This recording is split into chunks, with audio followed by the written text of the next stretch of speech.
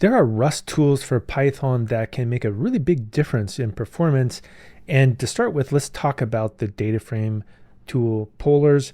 And you can see from this diagram that Polars has some of the best performance possible when you're dealing with big data, and it has extremely large performance gains when you compare it to things like Spark or even Dask or Pandas, etc.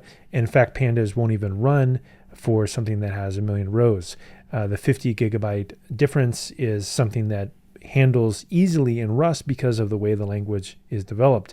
Now, if we take a look at Polars here, it is a data frame library written in Rust. It's designed for parallel and efficient data processing, and it's a key component in big data and distributed systems. And it also has advanced multi-threaded capabilities, which is one of the really advanced features of the Rust language, and it leverages Rust's memory safety and performance, and it can often compete with data frame libraries like Pandas, but with much better performance.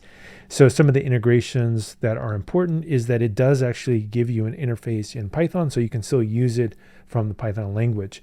Now, if we take a look at Rough, which is a Python linter, Rough is a linter designed for coding standard enforcement, and it makes your code more readable, maintainable, and error-free. But the performance is amazing because it can go anywhere from 10 to 100x, 1,000 in some scenarios. And you can see from the graph here that the Rough performance is 1/3 of a second compared to potentially 60 seconds in pure Python. So you can see that, intuitively, when people say that performance doesn't matter, it actually does matter, because if you're going to lint a large code base and you can lint it in, let's say, 150 times faster, if it's sub-second, it makes you more prone to using these tools, because you're going to actually integrate them all over the place. If it takes a long time, if it takes a minute to run a tool, then you're going to avoid running that operation and potentially decreasing the power of using linting tools and safety. And so that's really one of the advantages of a tool like Rust inside of Python, is that you're able to leverage really a modern compiled language that's designed for energy efficiency. So, kind of moving to the topic of energy efficiency, one of the most important things to consider is that language efficiency does correlate with system performance and the environmental impact.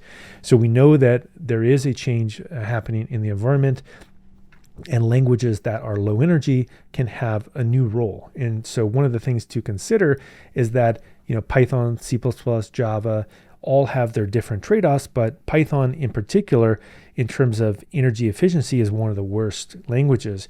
And in fact, in this particular chart here, you can see that it's 75 times more energy used for Python. And so really, when you're thinking about the energy efficiency, it is a big impact as well when you're considering what tools to use and how often these tools run. So one of the things that is an emerging trend is that even if you are using mostly Python, you're going to see more and more Rust-based tools integrated into your workflow because of these energy, time, memory efficiency advantages, as well as the safety and the concurrency advantages of the Rust language.